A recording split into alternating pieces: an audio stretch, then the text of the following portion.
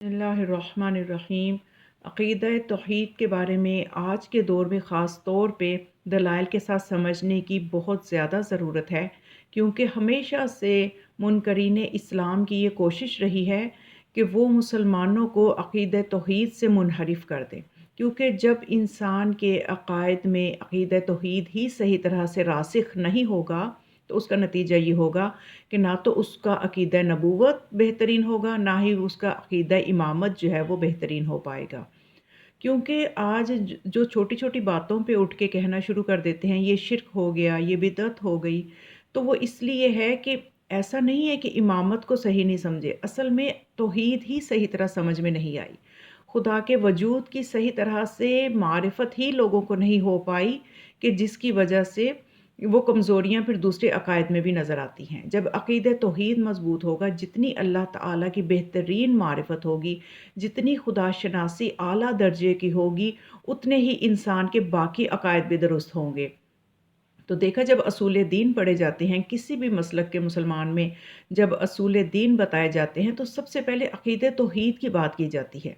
तो इसलिए ज़रूरी है कि आज हम अक़ीदा तौहीद को दलाइल के साथ समझें और मासूमीन के उन मनाज़रों को, कि जिसमें उन्होंने मुदल्लल जवाबात दिए हैं, जो कि मुनकरीन खुदा थे उनको बेहतरीन जवाबात दिए हैं, वो हमें भी पता होने चाहिए, क्योंकि वो मसाइल हर ज़माने में रहे हैं। और जो मनाज़रा आपके साथ सिलसिला जारी था, वो एक ज़िंदीक़ का मनाज़रा जो कि इमाम जाफ़र सादिक़ अलैहिस्सलाम से उसने किया खुदा के वजूद के बारे में, और दूसरे भी बहुत ही, चूँकि वो ज़हीन इंसान था और उसने बहुत ही दिलचस्प सवालात किए। और एहतजाज में ये मुनाज़रा मौजूद है, दमातुस साक़बा में एहतजाज से रिवायत करके इस मुनाज़रे को नक़ल किया गया है। तो उसके कुछ सवालात मैंने पहली वीडियो में प्लेलिस्ट में आप देख सकते हैं, मैंने आपके सामने बयान किए, वो भी बहुत दिलचस्प थे। और आगे बढ़ते हैं कि ज़िंदीक़ ने और क्या सवालात किए। कुछ उसके सवालात फ़लसफ़ा से मुतल्लिक़ थे, उनको फ़िलहाल मैं बयान नहीं कर रही। तो उसके जो दूसरे सवालात हैं वो मैं ज़रूर आपके सामने रखती हूँ। उसमें ज़िंदीक़ ने ये कहा, इमाम ने इस्लाम से ये पूछा कि क्या वजह है कि तमाम इंसानों को तुम्हारे रब ने एक जैसा सालेह, एक जैसा नेक क्यों नहीं बनाया? तो इमाम अलैहिस्सलाम का आपको पता है कि कलामुल इमाम इमामुल कलाम, इमाम का जो कलाम होता है वो कलामों का इमाम होता है। तो इमाम अलैहिस्सलाम का एक जुमला भी ऐसे होता है कि उसमें समंदर को कूज़े में बंद करने के मुतरादिफ होता है।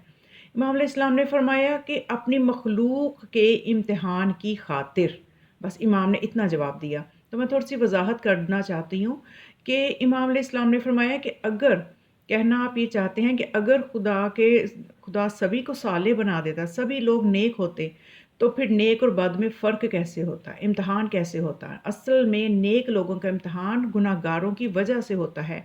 नेक लोगों के सब्र का इम्तिहान, नेक लोगों के तहम्मुल का इम्तिहान, ये दूसरे लोगों की वजह से, कि जो सालेह नहीं होते, नेक नहीं होते, उनकी वजह से दूसरे नेक लोग पहचाने जाते हैं।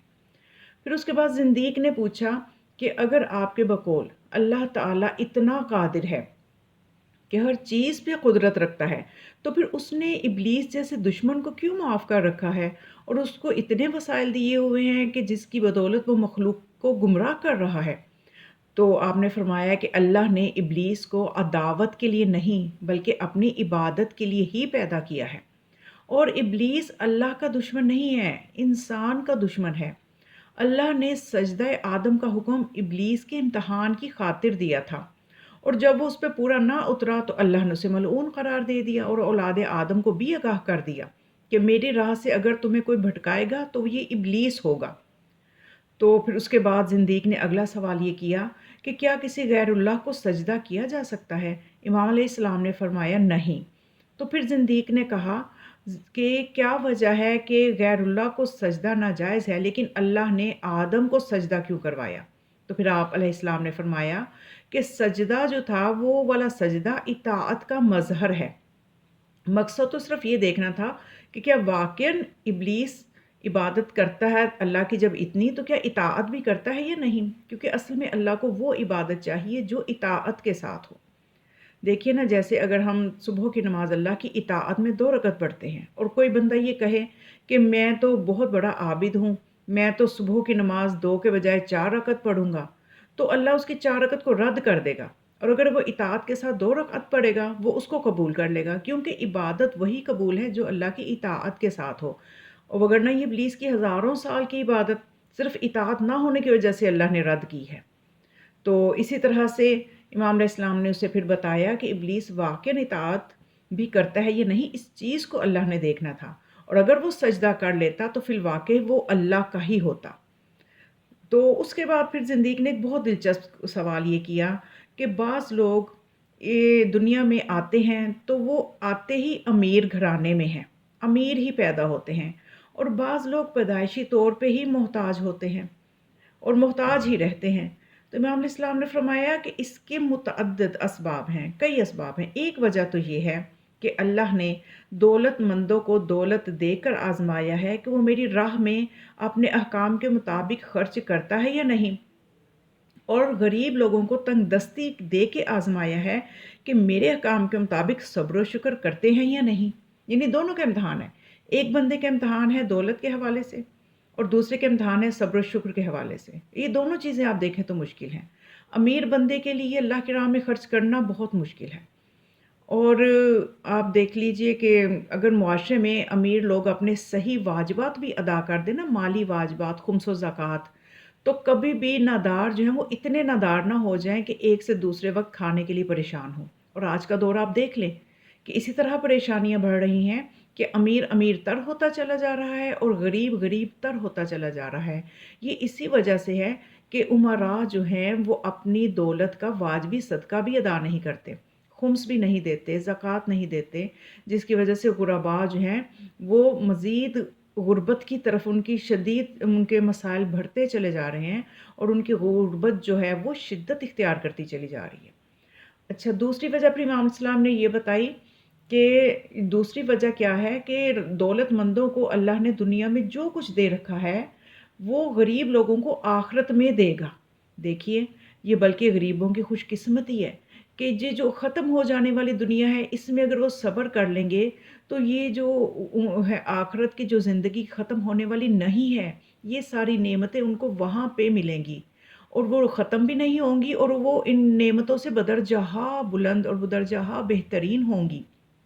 اور جو امیر لوگ ہیں انہیں بھی اس بات کو سوچ کے خوش نہیں ہونا چاہیے کہ ہم بہت امیر ہیں، یہ ان کی امیری جو ہے یہ صرف چھوٹی سی چند سالوں کی زندگی جو کہ بالکل مختصر سی، اسی میں ان کو یہ امیری ملی ہے، اور اگر یہ اس امیری کو جو ہے صحیح طرح سے اللہ کی راہ میں اپنی دولت کو خرچ نہیں کریں گے تو ان کا آگے جا کے جو ناداری ان کو ملنے والی ہے وہ انتہائی خوفناک اور ہولناک ہوگی۔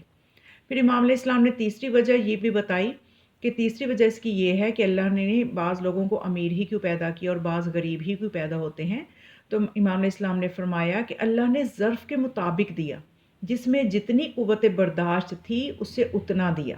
دیکھیے، یہ بھی بہت غور کرنے والی چیز ہے کہ ایک انسان ہے، غریب ہے، تو اس سے اگر خدا دولت دے دیتا ہے تو تاریخ میں ایسے بہت سے واقعات ہیں کہ دولت ملنے کے بعد وہ لوگ ایمان تک سے پھر گئے، ایسے بہت سے واقعات ہیں۔ اگر مجھے ویڈیو کی طوالت کا خوف نہ ہوتا تو ایک واقعہ ضرور میں آپ کے سامنے بیان کرتی کہ وہ ایسے ایسے واقعات موجود ہیں کہ جب دولت مند ہو گئے تو خدا ہی بھول گیا، نمازیں تک فراموش کرنا شروع کر دی۔ تو اس لیے خدا جو ہے جتنا دیتا ہے قوت برداشت کے حساب سے دیتا ہے۔ بعض امراء کو اس لیے دیتا ہے کہ اگر ان کے پاس غربت ہوتی تو وہ اس غربت کو تحمل نہ کر پاتے، تو اس لیے ان کو اتنا دیا کہ وہ اس طرح سے رہ سکے جتنا وہ تحمل کر سکتے ہیں، اور غریب جو ہیں ان کو اتنا ہی کہ جتنی اگر ان کو زیادہ دولت دے دیں تو وہ ایمان سے ہاتھ دھو بیٹھے، تو یہ زیادہ بڑا نقصان ہے۔ تو یہ خدا کی ایک تقسیم ہے، اس کی مصلحت ہے۔ تو اس طرح سے اب باقی زندگی کے کچھ اور بھی بہت دلچسپ سوالات ہیں، اس پہ میں انشاءاللہ تیسری ویڈیو بناؤں گی۔